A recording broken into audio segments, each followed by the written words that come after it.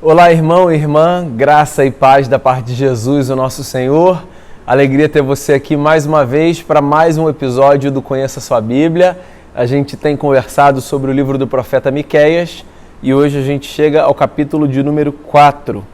Eu espero que você esteja bem e oro para que esse tempo seja um tempo de Deus para a sua vida e para a minha vida também. Então eu queria convidar você para o livro do profeta, capítulo de número 4, livro do profeta Miqueias.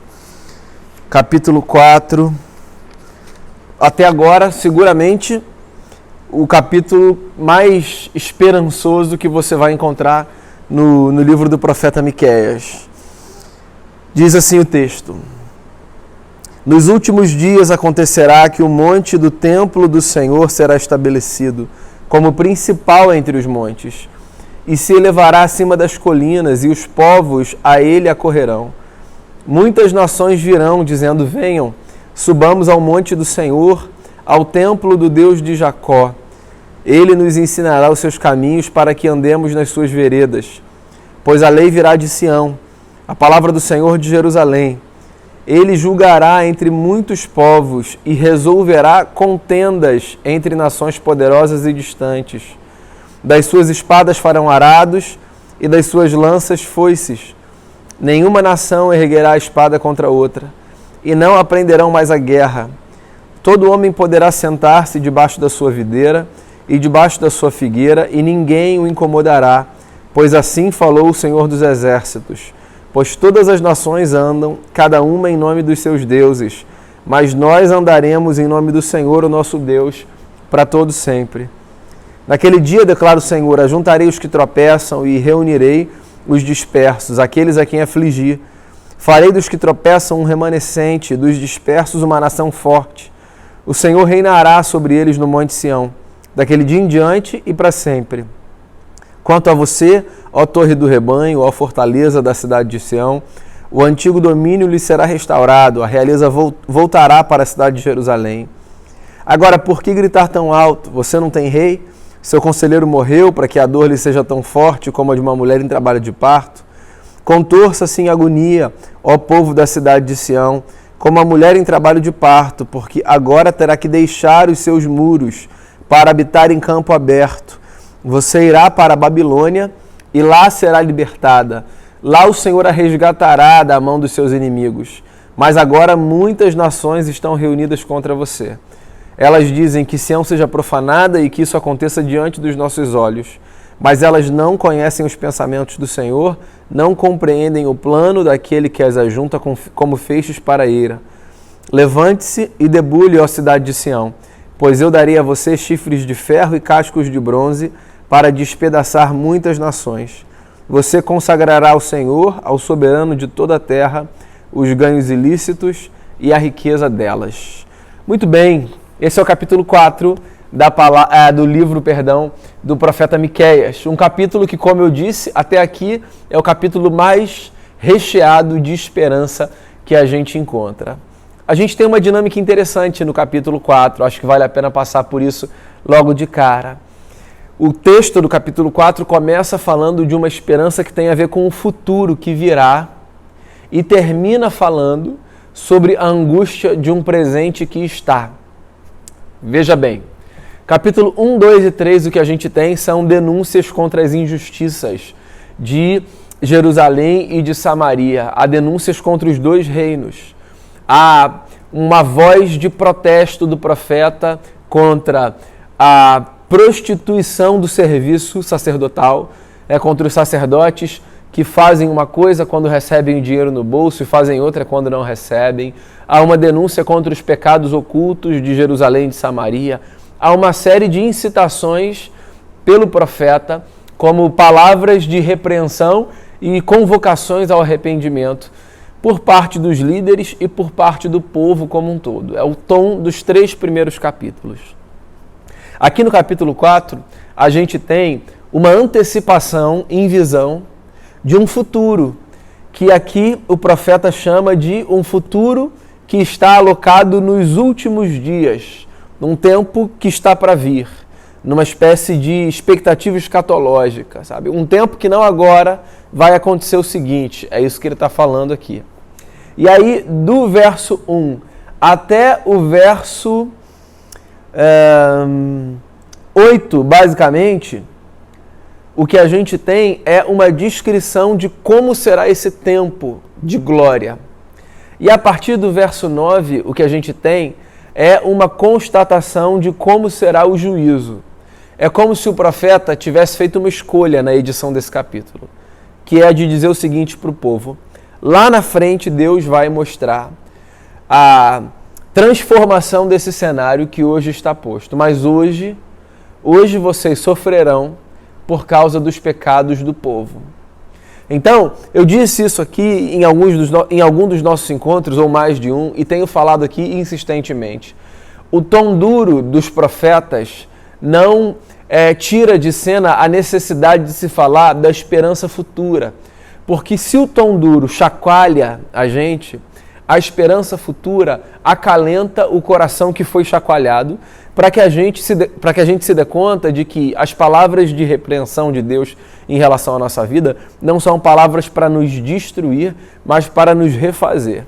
Então vamos passar aqui, como a gente tem feito nos outros encontros, pelo capítulo 4 e os insights, né, que esse texto nos oferece. Eu queria destacar aqui 3 coisas, 2 acerca desse futuro sobre o qual o profeta Miqueias fala, e uma acerca desse presente ou desse futuro iminente, que é o cativeiro que está sendo anunciado aqui como o destino do povo que será julgado pelos seus pecados.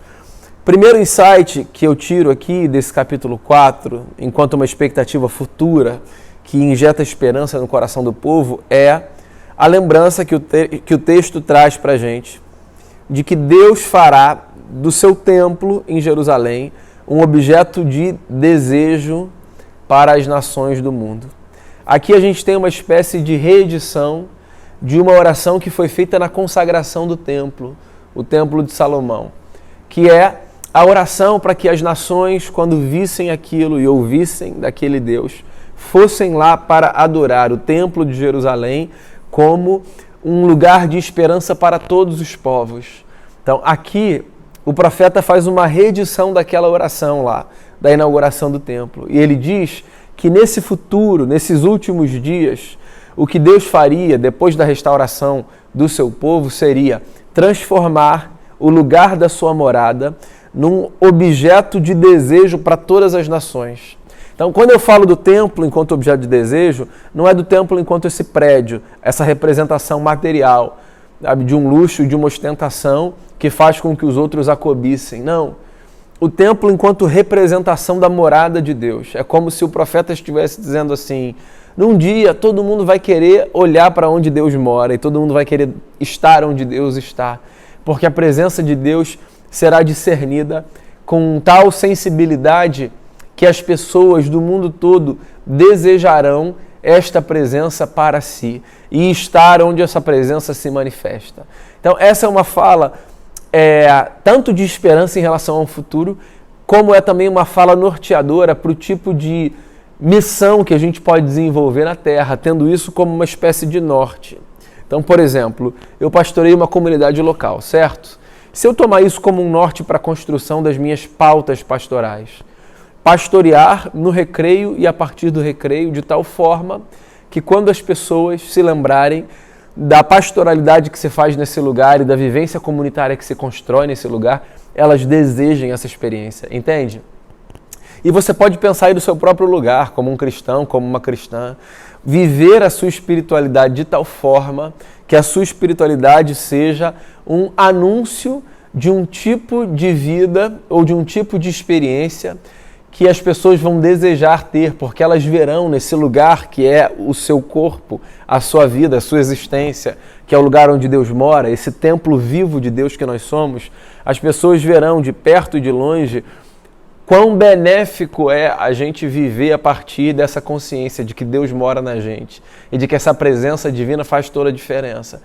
Então, essa fala aqui de expectativa futura dos últimos dias, ela também é um apontamento para o tipo de missão que a gente pode se propor a construir. Então, quanto mais próximo a gente tiver desse ideal, mais chance a gente tem também de fazer com que as pessoas queiram estar nesse lugar, nessa companhia nossa, sabe? Não apenas no lugar físico, mas queiram participar da comunidade, queiram viver a partir dessa ética, queiram abraçar essa ótica e enxergar o mundo a partir dessas lentes. Por quê? Porque esse é o objetivo da igreja. Assim como o templo, quando consagrado e aqui reafirmado pelo profeta, existia para ser entre as nações um refletor da beleza e da presença de Deus no mundo, assim também a vida da igreja, na pessoa dos seus indivíduos e na coletividade dos seus ajuntamentos. Assim também a vida da igreja existe para ser luzeiro nesse mundo e fazer com que as pessoas desejem essa experiência que graciosamente nos é oferecida e nos está à disposição de todos, absolutamente todos. Então essa é a primeira lição que eu tiro desse texto aqui, do capítulo 4 do profeta Miqueias. Deus deseja fazer do lugar da sua morada, que é a minha vida e a sua vida, um objeto de desejo, mas do bom desejo, de estímulo, de encorajamento para aqueles que nos veem e que se perguntam de onde vem essa alegria, de onde vem essa paz, onde é que essa gente encontra sabedoria, de onde eles tiram força para viver, como é que eles conseguem continuar a caminhar. Então essas expectativas que são geradas em terceiros, elas podem ser geradas quando a gente cultiva um tipo de vida que inspira os outros a buscarem aquilo que um dia a gente encontrou, ou aquele que um dia nos encontrou. Esse é o primeiro insight que eu tiro aqui. Uma outra coisa linda que o texto fala, ainda nessa primeira sessão, acerca dos últimos dias, é que nos últimos dias haverá paz entre as nações. Essa é a parte mais bonita, mais poética do texto, na minha opinião. Ele diz assim, olha, ele julgará entre muitos povos, versículo 3, e resolverá contendas entre nações poderosas e distantes. Das suas espadas farão arados e das suas lanças foices. Nenhuma nação erguerá a espada contra outra, e não aprenderão mais a guerra. Todo homem poderá sentar-se debaixo da sua videira e debaixo da sua figueira, e ninguém o incomodará, pois assim falou o Senhor dos Exércitos. Pois todas as nações andam, cada uma em nome dos seus deuses, mas nós andaremos em nome do Senhor, o nosso Deus, para todo sempre. Ninguém mais vai aprender a guerra, porque a guerra não mais existirá. Nenhuma nação erguerá a espada contra outra, porque não haverá mais motivo para que se erga a espada contra quem quer que seja. Por isso que das espadas farão arados e das suas lanças foices, porque o que hoje se utiliza para matar, se utilizará para plantar e colher, para arar a terra. Ninguém incomodará ninguém que se senta debaixo da videira ou debaixo da figueira. Por quê? Porque assim disse o Senhor dos Exércitos. Um reino de justiça e de paz. Foi isso que disse outro profeta acerca do nascimento do Messias, né? Do menino que viria iluminar a humanidade com a sua presença. O seu reino, que não teria fim, seria reino de paz. Pois então, o profeta Miqueias está aqui dizendo a mesma coisa, que essa expectativa vindoura da chegada do Cristo, esse estabelecimento dos últimos dias, é um estabelecimento que tem como propósito manter e consolidar a paz entre os povos. E faz todo sentido, porque vamos dar um passo lá atrás na nossa história. Se o objetivo de Deus é, através da descendência de Abrão, abençoar todos os povos e todas as famílias da terra, então não pode haver outro intento de Deus para nações e povos que não o de que a gente vive em paz. E a gente vai ter a liberdade de viver e de servir e de abençoar e de pensar e de cultivar a vida como as Escrituras nos ensinam a fazer isso, a partir das categorias do respeito, da tolerância, a partir da compreensão de que não é por força, não é por violência que a gente ensina, que a gente aprende, que a gente troca, mas é num espírito de servidão, de amor, de serviço mútuo, de respeito, de cultivo e preservação da dignidade. O profeta Miqueias está anunciando a chegada desse tempo como um tempo possível, como um tempo real. E aí isso deve embalar o nosso coração, não apenas para a gente desejar a chegada desse tempo, mas também para a gente trabalhar pela consolidação, ainda que parcial, desse tempo, a partir da nossa vida. Ou seja, a nossa missão aqui nessa terra precisa ser uma missão que tem a ver com o estabelecimento da paz, com a promoção da paz, com a garantia dos direitos e de que as pessoas sejam quem elas são, e não sejam violentadas, e não sejam tripudiadas, e não sejam atropeladas na sua dignidade, porque são diferentes de nós, qualquer que seja essa diferença. O profeta trabalha aqui com um cenário que é um cenário civilizatório, um cenário que nos afasta da barbárie e dos impulsos mais bestiais e que nos leva para uma compreensão de mundo que faz com que as pessoas sejam todas consideradas como dignas porque foram todas feitas à imagem e à semelhança do nosso Criador. E aí tem ainda um último insight que esse texto nos oferece, pelo menos dos 3 que eu pensei, há outros que você pode pensar aí nas suas leituras, que está nessa segunda parte, a parte final. Eu disse para você ainda há pouco que o texto começa com o anúncio dos últimos dias, de um tempo que virá, e ele se encerra com a notícia de que antes desse dia chegará iminentemente um tempo que será um tempo de castigo, de juízo, de cativeiro. Lembra disso? A gente já falou nos outros encontros, o cativeiro como resultado do pecado do povo, que está sendo visto pelo Eterno, ainda que esteja oculto aos olhos dos homens. Então o povo vai para o cativeiro como uma manifestação de juízo de Deus, assim eles leem. É uma lição que a gente tira de que os nossos atos, eles são julgados, porque Deus é um ser moral e nós devemos ser também, devemos julgar os nossos atos, os nossos próprios, aqueles que acontecem. Então, o texto termina dizendo que isso tudo chegará, mas isso tudo não invalidará uma realidade iminente que está quase chegando, que é a realidade de que aquela gente ia para o cativeiro.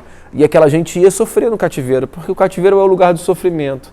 Mas o lugar do sofrimento também é o lugar do fortalecimento e da restauração. Verdade ou mentira? O sofrimento não é essa experiência desejada, mas do sofrimento a gente tem a possibilidade de tirar lições que nos fortalecem, que talvez a gente não tiraria em outras circunstâncias da vida. Então essa é uma lição que a gente tira desse prenúncio do cativeiro iminente, que é: o cativeiro virá como consequência pelos pecados do povo. Mas no cativeiro a gente pode aprender. Na prática, para mim e para você hoje, eu penso que isso significa o seguinte: o sofrimento ele acontecerá, às vezes pelas contingências da vida, às vezes por situações provocadas pelas nossas escolhas equivocadas. Seja qual for o tipo de sofrimento, contingencial ou resultado de uma escolha equivocada nossa, uma pergunta que a gente precisa se fazer em qualquer cenário de cativeiro, ou o que quer que isso represente aqui, na sua vida e na minha, uma pergunta que a gente precisa se fazer é: o que eu aprendo com isso? O que eu tiro daqui? O que eu posso fazer diferente? De que maneira isso muda o meu propósito de vida? Ou de que maneira isso pode afetar alguns comportamentos que agora eu vejo a partir de um outro prisma? Então faça a si mesmo perguntas. Cultive no coração essas 2 expectativas de que Deus pode fazer da sua vida, da nossa vida, esse objeto de desejo daqueles que não conhecem, do bom desejo. Deus pode fazer da gente uma inspiração para quem ainda está por aí em busca de amor, de bondade, de propósito, de sentido. Tire também para a sua vida essa lembrança de que o desejo de Deus é de que haja paz, de modo que a minha missão de vida e a sua também precisa ser a de estabelecer paz por onde a gente for. E tire para você também essa lição de que o cativeiro para onde a gente vai, às vezes pelas circunstâncias, às vezes pelas nossas escolhas equivocadas, é um lugar de sofrimento, mas é também a possibilidade da gente aprender alguma coisa nova, diferente e mudar o curso da nossa vida. Eu espero que esse encontro tenha abençoado você e convido você para na próxima semana a gente continuar a conversar no livro do profeta Miqueias. Deus abençoe a sua vida e a sua casa.